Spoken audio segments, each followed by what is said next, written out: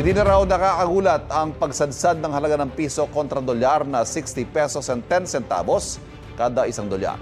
Ayon kay Philippine Exporters Confederation Incorporated President Sergio Ortiz Luis, ang mahalagaan niya hindi mabilis ang pagbagsak ng halaga ng piso. Tingin niya hindi naman ito magre-resulta sa iba pang inflation. Para naman kay Philippine Chamber of Commerce and Industry Chairman George Barcelon, ang pagsadsad ng piso ay resulta ng mega oil price hike. Nababahala naman siya sa posibleng snowball effect nito sa iba pang bilihin na tutulak umano pataas sa inflation rate. May kapangyarihan ng Bangko Sentral ng Pilipinas na kontrolin ang paggalaw ng halaga ng piso sa pamamagitan ng pagbili ng dolyar o pagbenta nito mula sa dollar reserves ng bansa para hindi masyadong sumipa ang foreign exchange rate.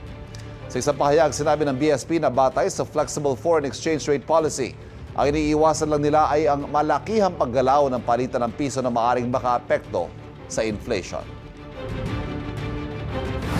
Kapuso, huwag magpapahuli sa latest news and updates. Mag-iuna ka sa balita at mag-subscribe sa YouTube channel ng GMA Integrated News.